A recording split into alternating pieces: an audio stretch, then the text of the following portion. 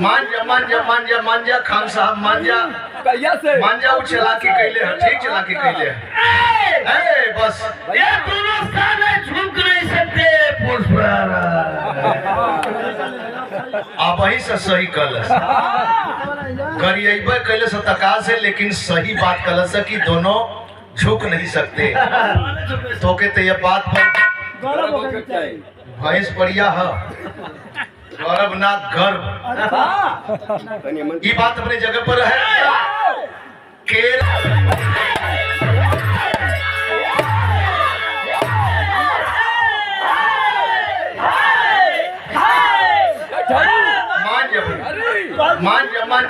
मांजा खान साहब मांजा मांजा वो चलाकी कैले है, ठीक चलाकी कैले है। बस ये दोनों साले झुक नहीं सकते पुष्पराज। आप वही से सही कलस गरियाबे कैले से तका से, लेकिन सही बात कलस कि दोनों झुक नहीं सकते। तो के ये बात पर भैंस बढ़िया है, गौरव ना गर्व।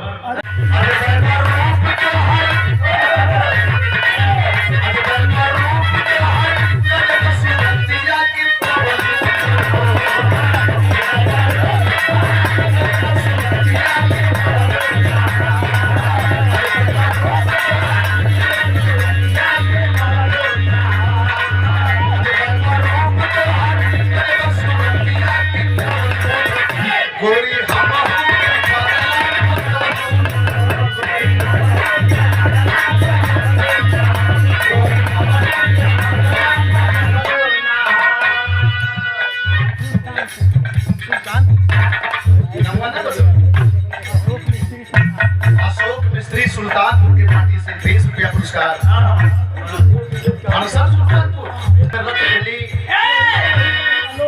वही के बचा लेवा तो हम लोगों बिरहा में कबहू कोनो प्रकार का कमी ना हुई, ना दिक्कत हुई। जौने मुकाम पर पहुंचा के रखने ले संघर्ष किया हो, बस मुझे के बचावे के हम हेजे का बा तने के बसन नहीं, तने के बसन नहीं बोला नवाचो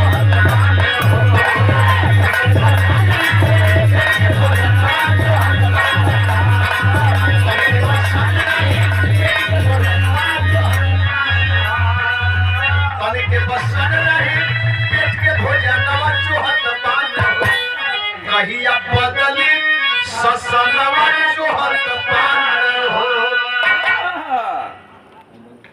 हैदरगंज सिपाही के पूरा से राजेश भैया के परिवार से 50 रुपया पुरस्कार। हैदरा चट्टी मटेहू के बगल में बहुत बहुत धन्यवाद, आप सबके प्रणाम। इतने ना आज हमारी माँ बहनें बैठ करके बिरहा सुन रही हैं, सोचे के परगल नंदलाल रवि के इनके सम्मान के विषय में सोचना पड़ गया है। कैसे जियत रहली, कैसे चले, कैसे सुते, कैसे बैठे। अरे मनवा मलिन कइके चलली डहरिया अकायत ताई देखी देखी के चिगरिया अजब में हनवा लगल जैसे बनवा चोहत पान कहिया बदली ससनवा चोहत पान। हमारी बहू बेटियां अगर रास्ते को पकड़ के जा रही हैं, अर्धनंग है अब तो, ओहू के बाद रोरी उठाए के फेंकल जाए, छीटा कसी होकर हेकर हैसन है, होकर होइसन है, हेकर हैसन है। कैसे बर्दाश्त करबा हो भैया, कैसे बर्दाश्त करबा।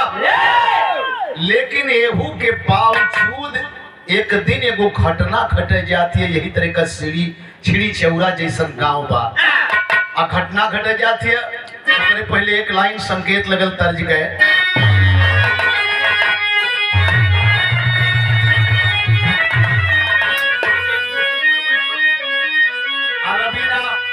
एहू में देखा कंपोज कैले, ये तर्जवा में कंपोज कैली। तर्ज ई गवाई पहले दैया मैया रे अपना जेबे भट्ठा पर कमाए, आ एक ठे और ये महीन हो सलवा दुसलवा में लागे ले गरमिया मोर बलमुआ बेनिया डोला दोनों मिला के एक ठे कंपोजिंग कर दे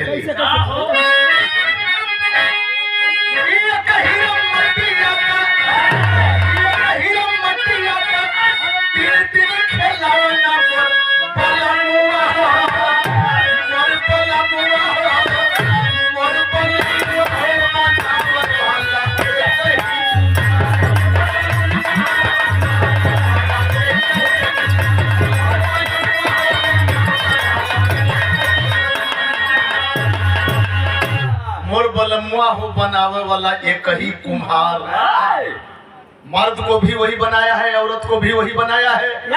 वही में तीसरका हो जोन तनी सा आइट पॉइंट के चल वही बनाया है। पूजनीय हमारे गार्जियन राम नारायण साहब एडीओ पंचायत साहब तरफ से 500 रुपए का पुरस्कार चर्चा करते हैं, प्रणाम करते हैं। आप सारे लोगों का सादर सम्मान करते हैं, लेकिन बात वही कहे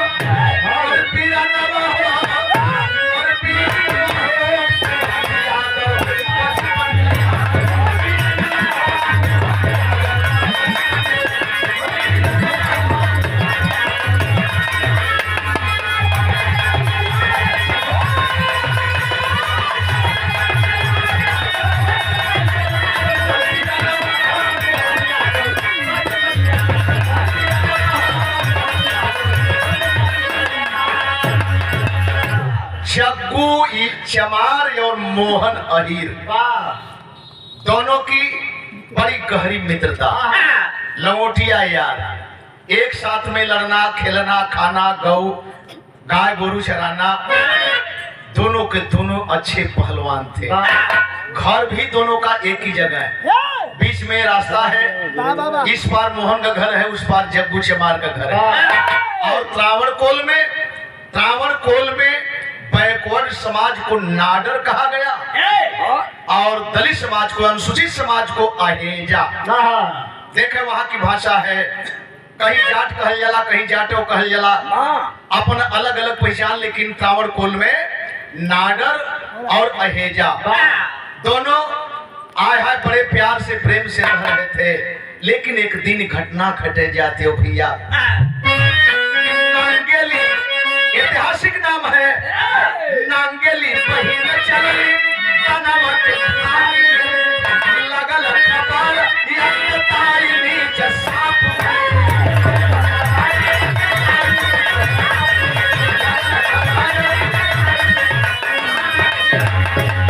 अरे चलन पता के पापी अपन संग धनवा मोर वीरनवा हो, बिछवई में कई दिल जग्गू चमार की बहन नांगेली शरीर पर कपड़ा रख करके इज्जत के साथ कहीं जा रही है। अब तब तक पता चल गया मारतंड के लोगों को, 10 लवंडे आए, कैंची लेके यही जन से कपड़वा हाई काट के नोच के फेंक दे। खलस साली, तेरी हिम्मत, आदेश का उल्लंघन कर रही है। मेरी बहन वहीं से वापस हो जाती, लेकिन रोवत वापस यही हो भैया। कौने रूप में बहन वापस आती है?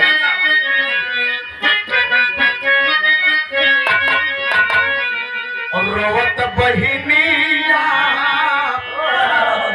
भवनवा के आई गई, देखी के धर्म भइले मोहन पहलवाना। जग्गू तो नहीं थे, मोहन पहलवान दरवाजे पर बैठे थे। दूरवर से देखल रोवत नांगेली के कहल बहिनी ई करे ई का कहलस यही बदे तैली है भैया, यही बदे तैली है। अब जियल ना चाहते, अब जियल ना चाहते। अपने जग्गू भैया तो ना हुए, आप हुआ चिटकी भर माहूर देदा।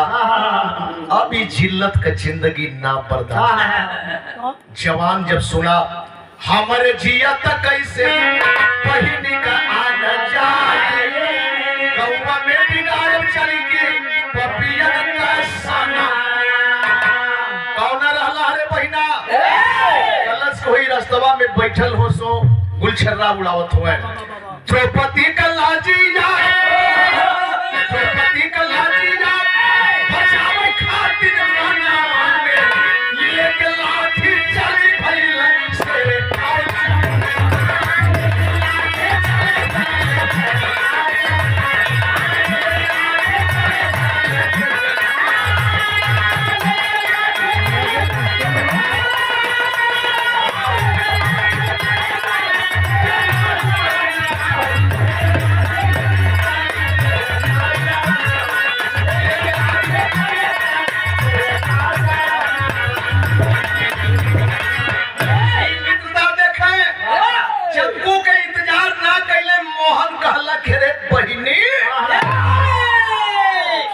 जहर मांगत है जहर उन्हन के देवे जात है लाठी लेकर के नौजवान अकेले चल दिया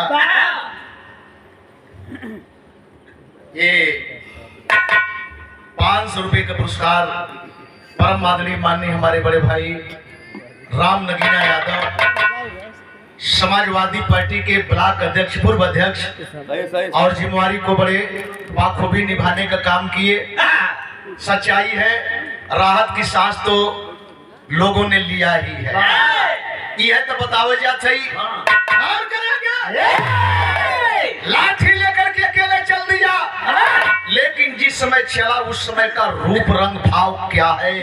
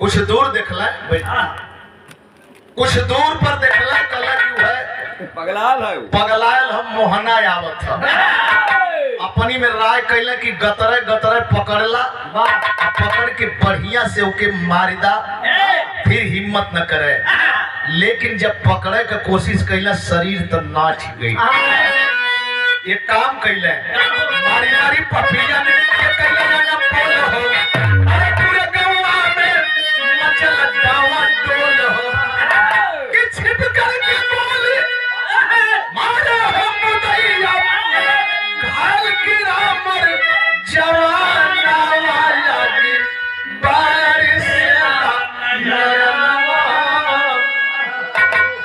आया है दसों के धराशाही कैले गरीबन के गट्टा में इतना जान तही है धराशाही कैले पता चला मारतंड को कहा कि गोली मार दो छिप करके गोली मार दी गई अरराय की जमीन पर गिर गई आज जब जमीन पर गिर गई हो भैया जमीन पर गिर गई दसों के दसों वहां से उठा पठा के लोग ले गए लेकिन जग्गू को पता चला जग्गू भागल पर आए ले कल भैया मोहन ये का कर दिला भैया अरे अकेले हमहू की आ जाए दिल होता साथ में हम दोनों आदमी हॉस्पिटल ले गए कोई सुनवाई नहीं दर्द दवाई कर रहे हैं, दवा करते करते करते करते आखिरकार मोहन एक दिन बर्दाश्त ना कैलक, कहला कि दोस्त हमरे पर मिला के हमरे बचवा लाखन के बोला दा तनी सब देख ले, अब लगत है कि ना बचब। खबर गई घर पर मिला अपने बच्चे को लेकर के हॉस्पिटल में आती है, अपने पति को इस हालात में देख करके एक बात कहती है, दादा परपादा कई लाइन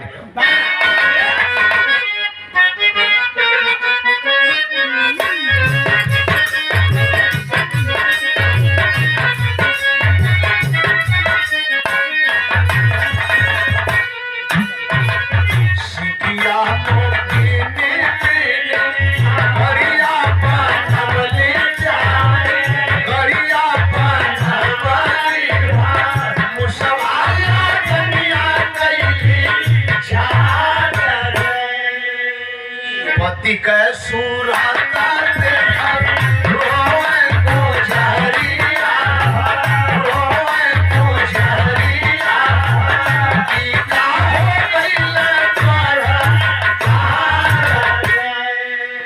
लखना लाला बाटे कैसे पालनवा होई, कैसे पालनवा होई, इन हो के तीन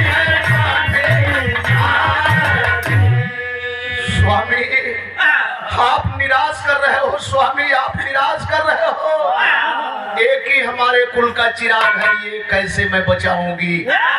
आए है जग्गू के पकड़ के कहले दिलवा के बतिया हो, टूटे न प्रीति कबो हमरो संघारिया हो, वाना करिया कबो बुझाई दिया, कबो बुझाई दिया, ये तना कहते स्वर्ग ऐसी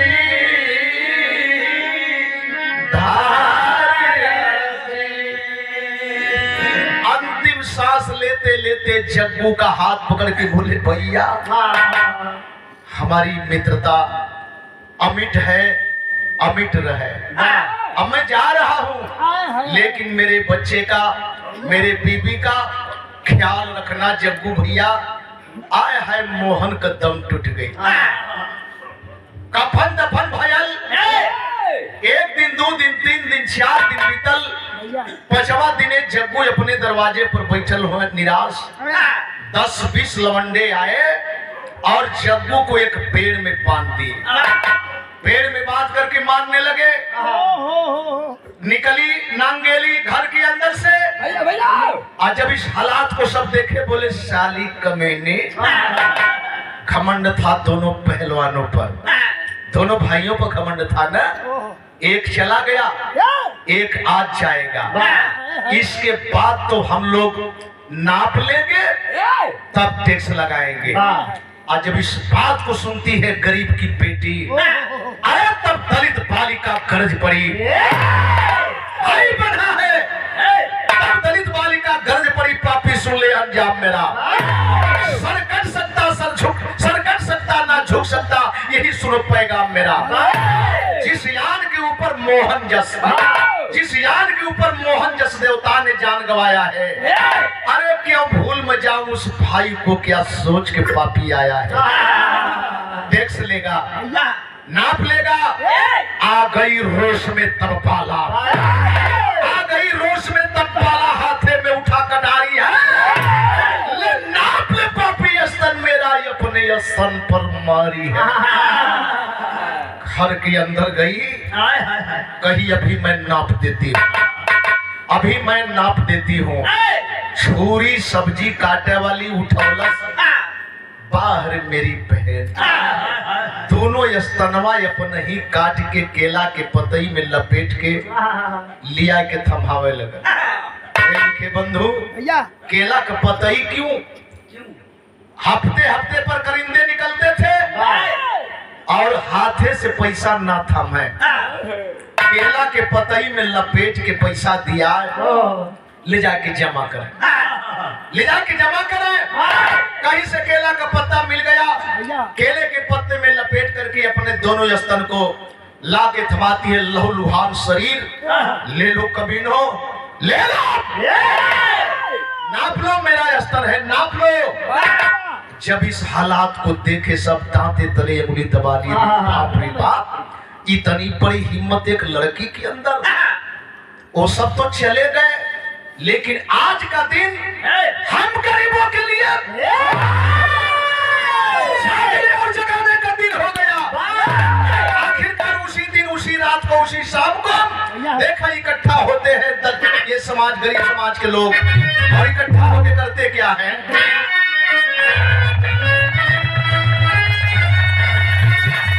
दलित भाई का लाड ताबा, दलित भाई का लाड ताबा, बिगुला बचवला मनवा पारी भई, हो मनवा पारी भई, हो मनवा पारी भई, राजी पूछे बोल मनवा पारी भई,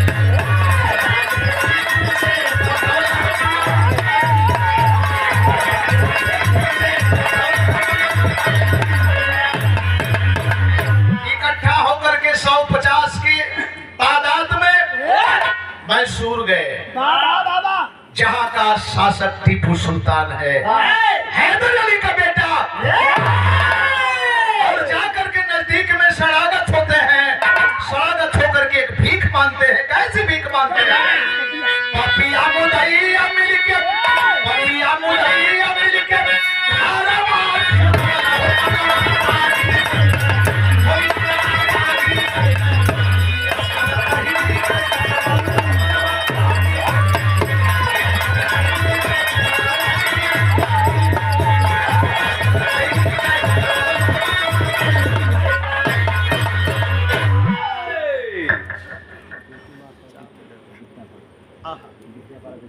विद्यापारा से परम आदरणीय पूजनीय बेचू मास्टर साहब गुरुजी की तरफ से 100 रुपया पुरस्कार बहुत बहुत प्रणाम करते हैं, सादर सम्मान करते हैं। लेकिन बात वही के टीपू सुल्तान के सामने शरणागत हुए और एक बात बोले कि साहब हम लोग केरल से त्रावणकोर से आए हैं और हम लोग इसलिए आए हैं कि साहब कोई विकल्प बताइए, हम लोग मरना चाहते हैं। मरना चाहते हैं? हाँ साहब, हम मरना चाहते हैं। जब सम्मान ही नहीं तो जीव जहान कैसा? और जब हकीकत को टीपू सुल्तान जाने, अपनी म्यान ऐसे किए, तलवार म्यान से खींचे, बहादुर मरने का रास्ता बताते हैं, मरने का रास्ता बताते हैं। बिरहा में कवि जी भाव दिलन,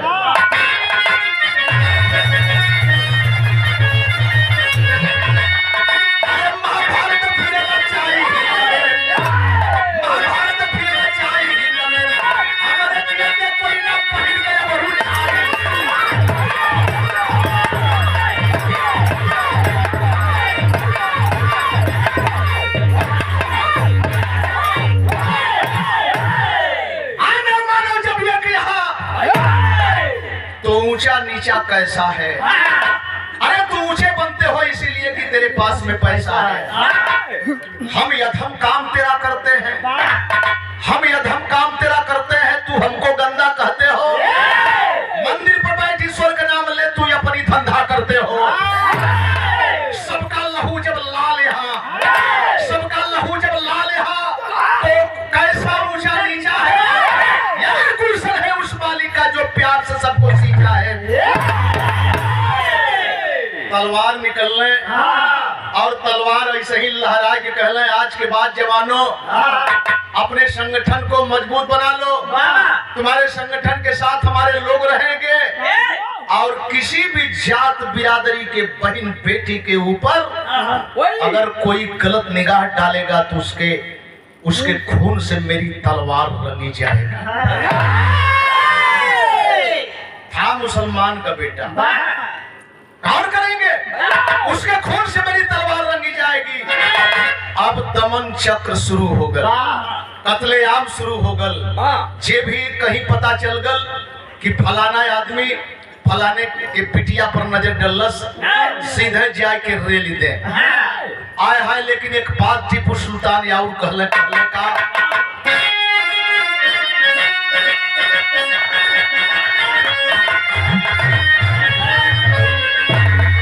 केवल त्रावणकोर केरल में नहीं 3 जगह के लिए घोषणा हो गई है। जहां के शासक थे वो भी मैसूर के मैसूर में भी, त्रावणकोर में भी और हैदराबाद में भी। ये निजहाँ का निजाम था, कहे कि तीनों जगह अगर कोई शिकवा शिकायत मिलती है मेरी तलवार उसके गर्दन पर होगी। इतने ना कहला, एक बात और कहला, अरे टीपू सुल्तान ललकारी हमारे देशवा में।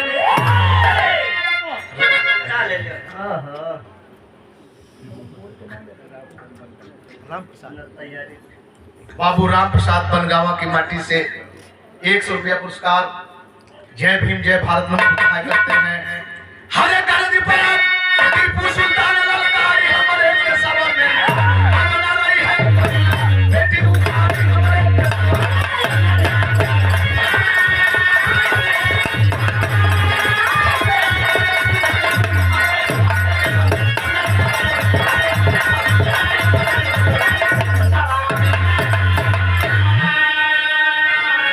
लेकिन उबल पड़े मनभागी कर में लेकर के हथियार हो, हमारा सहन होगा कभी टीपू का त्योहार हो। किया आदेश सेना को फटकारी हमारे देशवा में अब मारल जाए।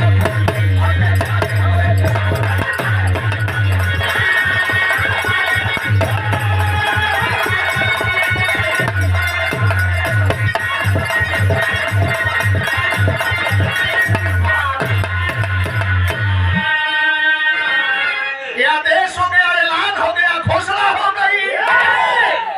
किसी भी बहन बेटी, किसी भी जात की बहू बेटी के ऊपर अगर ऐसा कोई करेगा बर्दाश्त नहीं किया जाएगा। अब केरल में, हैदराबाद में और मैसूर में हड़कंप मच गल। आखिरकार आपस में लोग राय विचार करने लगे कि ये मैसूर का है तो मैसूर में अपना शासन चलावे, केरल में क्यों चलाएगा, हैदराबाद में क्यों चलाएगा। आया हाय इतना ना हो भैया। और उसी समय ईस्ट इंडिया कंपनी के नाम से अंग्रेज हमारे भारत में जगह जगह पैर जमा लिए थे। लेकिन सबसे बड़ा फाटक मैसूर है दक्षिणी भारत का, जहां की रॉकेट, स्वयं रॉकेट का जन्मदाता था मैसूर का राजा टीपू सुल्तान। अंग्रेजों का छक्का छुड़ाने वाला भयभीत थे अंग्रेज। जब तक टीपू सुल्तान मारा नहीं जाएगा तब तक भारत पर हमारा आधिपत्य हो नहीं पाएगा। लेकिन एक बात और कहल जाला, लोग कहला कि जब जब अत्याचार होला तब तक भगवान कोनो न कोनो रूप में आवेला। विधायक जी है न कहल जाला वेद पुराण में कि जब जब अत्याचार होला तो भगवान आवल। सही हो, एक हमहू मानत है, लेकिन तनी सही में लेकिन हो क्या।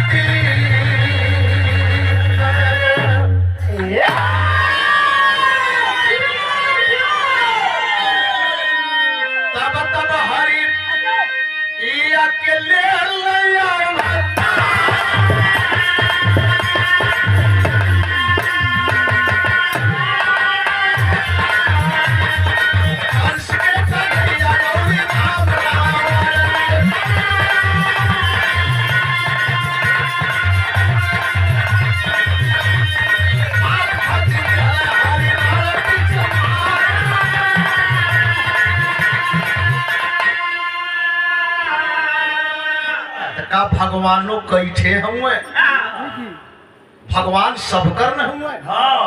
जात पात में बाटल, भगवान तो जात पात में बाटल ना हुए। कि हमार भगवान हाई हो तोहार भगवान हाउ हुए उनकर भगवान हाउ हुए। ये पुनः मान्य हमारे बड़े भैया अनिल विधायक जी ग्राम सभा चौरा की माटी से 100 रुपये पुरस्कार बहुत बहुत सम्मान करते हैं। आए हाय इतने ना गरीबन के भी भगवान मिल गई है। कैसे भगवान मिल रहे गरीबन का टीपू भगवान बन गई।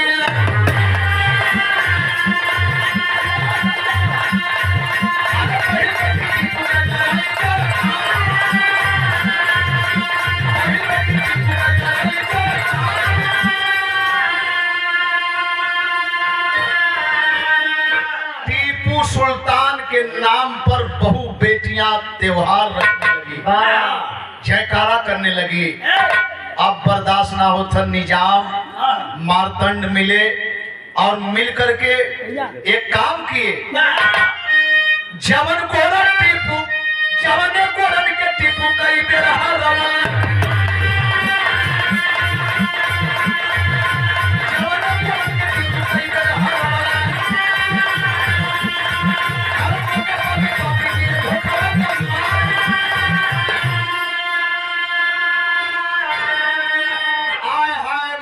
होती है। 3 ओर से एकाएक हमला होता है टीपू सुल्तान पर। अल्लाह जवानवा शहीद हो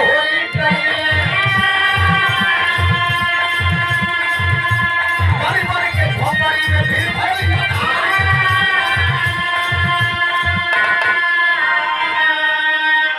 4 मई 1799 को टीपू सुल्तान शहीद हुआ। आज जब टीपू सुल्तान लड़ते हुए शहीद हो गए तो टीपू सुल्तान की तलवार और हीरे की अंगूठी जिस पर राम लिखा है आज भी ब्रिटिश गवर्नमेंट के म्यूजियम में बंद है। था मुसलमान लेकिन अंगूठी पर राम लिखवाया था। और हमारे पतिराम गुरुजी लौकत हुए बुजुर्गा से आपका स्थान यहाँ है। ब्रिजेश सूत गए हुए हैं। ब्रिजेश बाबू सूत गए हुआ कि जागत हुआ उर्फ भोलू गुरुजी आई आई आई आई तनी सम्मान हो जाए। और देखें सीरियल बाई टीपू सुल्तान के मारे जाने के बाद अंग्रेजों का अधिकार अपने भारत में। अंग्रेज तो यही चाहते थे कि टीपू सुल्तान कम से कम गेट खाली करे आए है। लेकिन टीपू सुल्तान के मारे जाने के बाद एक बार गरीब समाज में फिर हाय मच गया। लेकिन ये काम जरूर एक गरीब समाज के नौजवान किए। जिस कारवा को टीपू सुल्तान यहाँ तक लाके खड़ा किए थे उस कारवा को रोके नहीं, उस कारवा को रोके नहीं। ये लड़ाई ये संग्राम ये संघर्ष सीरियल है।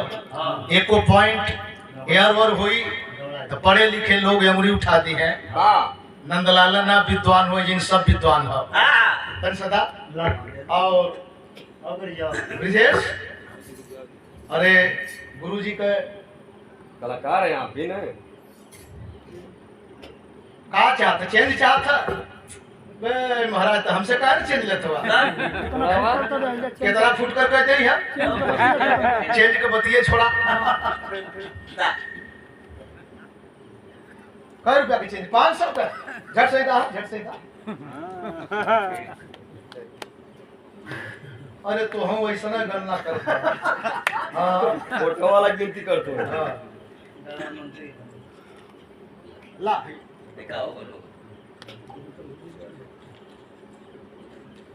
बड़ा सीख देने लोग। और आज भी गुरु पूर्णिमा के दिने बुढ़ौती में चौथापन हो लेकिन सिंधी ताली रामलाल गुरु के यहाँ पहुंच जाले। हर साल याद करल हमका गुरु जी हमारे तो जनते हुआ ठिकाना कि सबसे पहले फतेहुल्लाहपुर केशव कवि के पूजा एक बाद शादी वादी और राम फिर गुरु आप हुआ एक बाद तो फिर बनारस सिंधी ताली हम जाइला ओजन बिहान करीला एक बाद तब आइला। एक बार हम सम्मान करे जाते ही इन उनके आशीर्वाद से मन फलत फूलत है। जोरदार ताली बजा के स्वागत।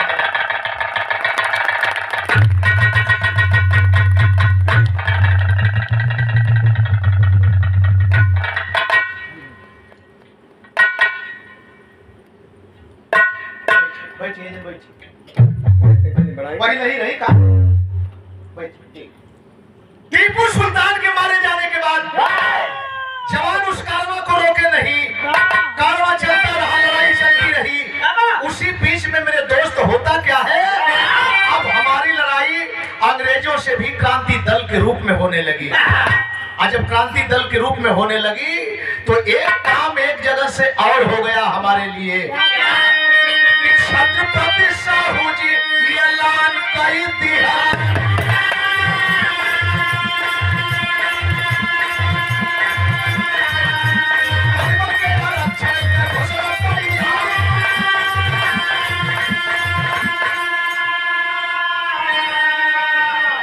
समाज के थे, पटेल समाज के थे।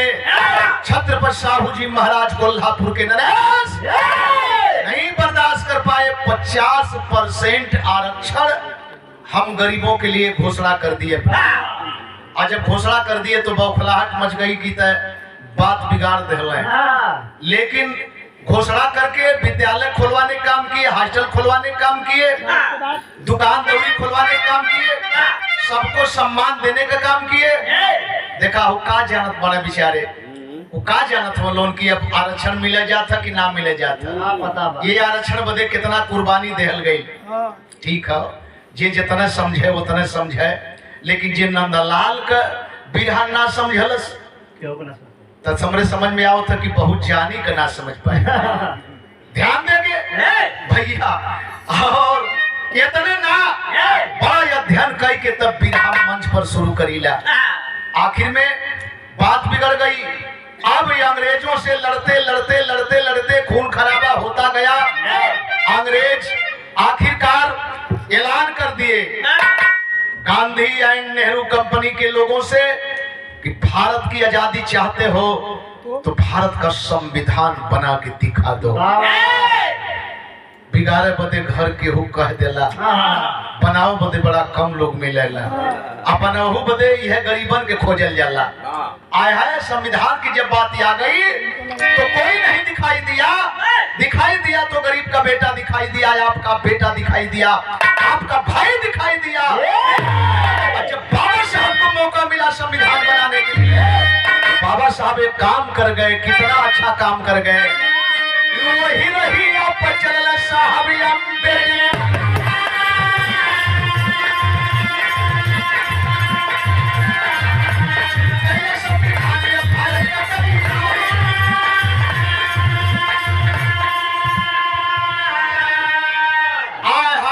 छत्रपति साहू जी महाराज के आधार पर बाबा साहब ने हर समाज को उनका सम्मान संविधान के तहत संविधान के दायरे में दिया। सुता मत दादा तो सुती गई ले कुल सुतबा रोज ना भेंट होई। ये बड़ा मूल्यवान चीज हो यार। ये 200 रुपया पुरस्कार बड़ा मानीला। ये कोनो बनावटी ना है। ब्रिजेश बाबू को अपने भाई के तरह, बेटा के तरह शिष्य समझ ले, चाहे भाई समझ ले, चाहे बेटा समझ ले, उतना प्यार मैं देता हूँ। पूछे लगना यही में घुमाए घुमाए के गुरुजी कुछ बोलत ना है। हम कनिए रे भाई बोल ही के बात करत हुआ। दादा चल गई ले, आया भाई हम बोली गल की रबीना के, हमका रबीना के तुरंत फोन कर देता हमारा देता लपेट के वही तरीका। अरे मलवा थमावल जला माल डालो। हाँ माल मलवा दोनों दिया था। एक बार सम्मान करें ताली बजा के बिटिया के। और ये 500 रुपया पुरस्कार अबले छोट रहलू है लेकिन अब बहुत बड़ हो गई। आप नहीं बतौलू हो कि देव वाले का हाथ ऊपर होला, ये हम भले बतौले ही तक से लेकिन ये जैन हमसे पहले बाजी मार गईलू है तो देव वाले का हाथ ऊपर होला, लेव वाले का हाथ नीचे। और देवे वाला हमेशा महान होला, लेकिन ये जैन देवहू वाला भिखारी हो गई न, लेव वाला राजा हो गई। कैसे? दे दो भैया, दे दो भैया, दे दो बाबू, दे दो माता। 1 पैसा 2 पैसा। देवा वाला भिखारी हो गई है और लेवा वाला राजा हो गए। गौर करेंगे संविधान के दायरे में बाबा साहब अगर नहीं लिखते, अधिकार नहीं पढ़ने का देते, तो क्या प्रधानमंत्री पंडित जवाहरलाल की बिटिया ब्राह्मण परिवार से थी, इंदिरा गांधी प्रधानमंत्री बन सकती? ये मोदी साहब प्रधानमंत्री बन सकत रहा? प्रतिभा सिंह पाटिल महामहिम के कुर्सी पर बैठ सकती? माई बहन के तो अधिकार है ना रहे एकदम, चाहे कौनो समाज का बहन बिटिया, अधिकार ही नहीं था। द्रौपदी मुर्मू ये समय आदिवासी समाज की है, लेकिन आज इस देश की सर्वोच्च कुर्सी पर बैठी है, विराजमान है। कहीं मौका मिला? बाबा साहब अगर नहीं आते तो मौका मिलता? गौर करेंगे वहू के बावजूद संविधान पर सबकर नजर हो कि बिगाड़ दहलिया, हाई कह दहलिया, का संविधान में गलती हो? संविधान तो सबके सम्मान देला, अगर अपमान हो तब ना। जो सम्मान देने का काम करता है उसका सम्मान करना चाहिए। इतने ना हो भैया, संविधान भी बन गया, 26 जनवरी 1950 को लागू भी हो गया, 52 में पहला चुनाव भी हो गया, लेकिन सरकार आती गई जाती गई, अधिकार संविधान के दायरे में ही हम गरीबों का रहा। तनी से मौका मिलल चौधरी चरण साहब को, दूठे काम बढ़िया कह गई, जेकर पहले जमीन ना वो जमीन के मालिक हो गल, और एक बिरादरी के लोग पटवारी कहे जाते थे, और उस चीज को तोड़ करके आपने अपनी कलम से सजा दिया। हर समाज के लोग लेखपाल कानून बने के काम करते चौधरी साहब कहले, फिर सरकार बदल गई, आती गई जाती गई, मेरे दोस्त मौका नहीं मिला, मौका मिलल फिर तनी सा काम।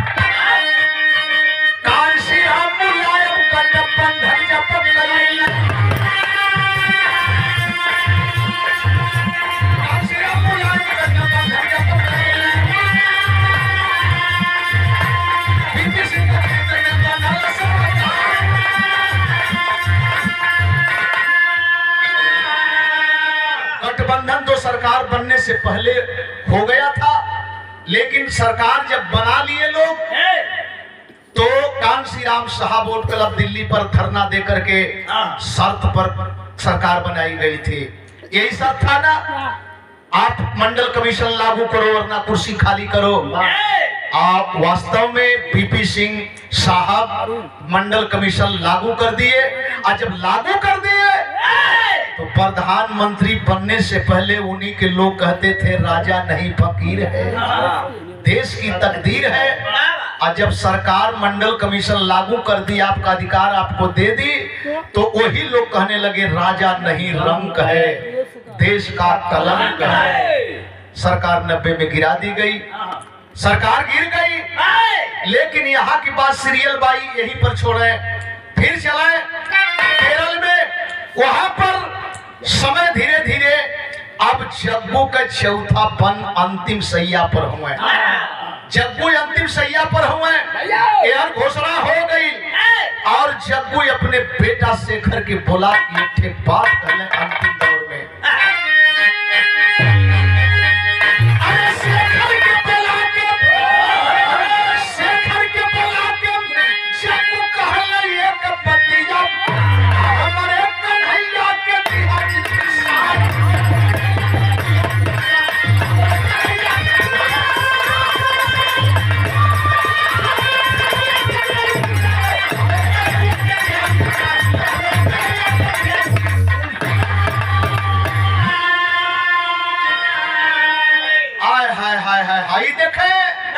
जग्गू अंतिम सैया पर अंतिम सांस लेवे वाला हुए।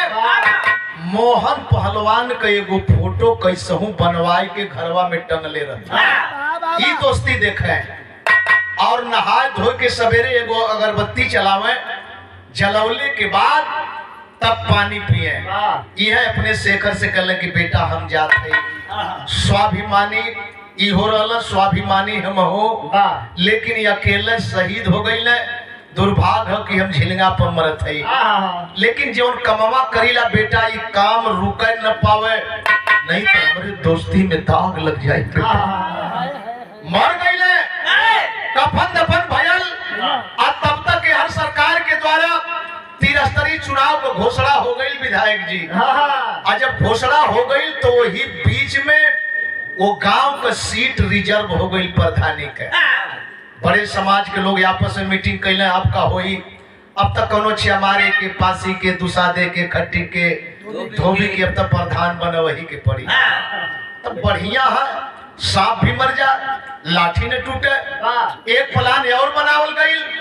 दरवाजे पर जग्गू के लोग अइले, कहले बधाई हो शेखर, बधाई हो बेटा।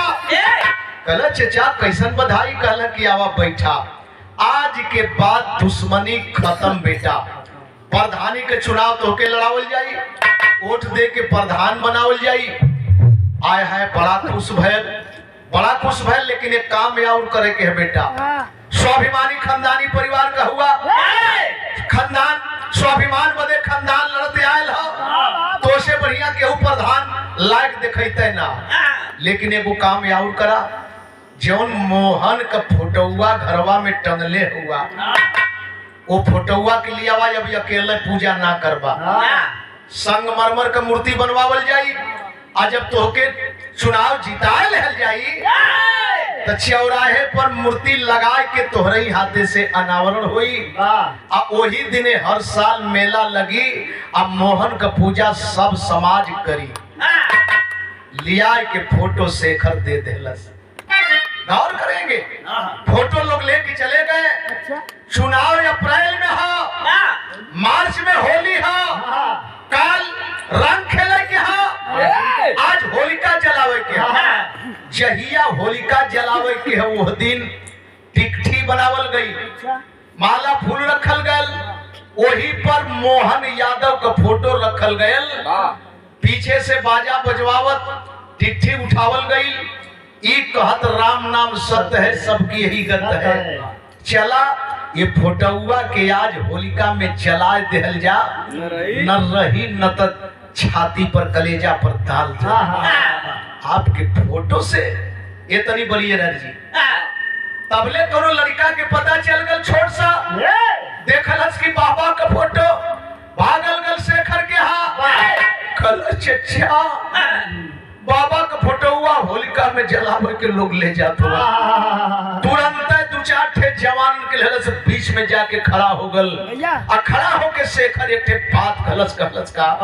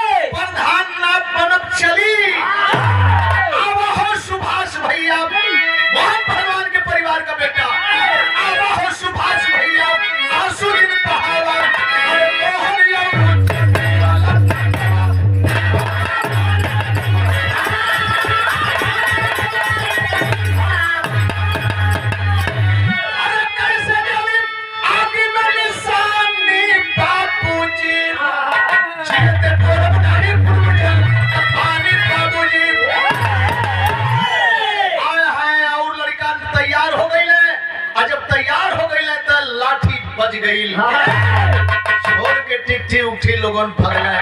आज भगले तो फोटो के लिए आउल गल घरे। एक बात जवान कहा क्या आज सबके चेतावे टीपू सुल्तान आज सबके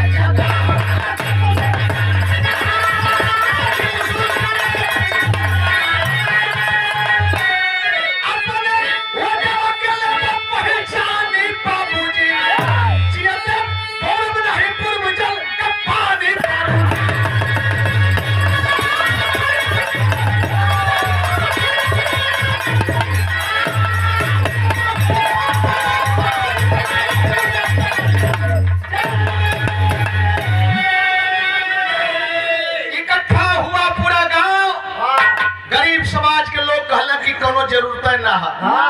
चुनाव लड़ल गल, पहला चुनाव शेखर चमार का बेटा अहेजा जीता और संगमरमर का मूर्ति बनल। मूर्ति बना के जवन वो लोग कहले रहले चौराहे पर लगल, दुइये जगह मूर्ति का पूजा होले।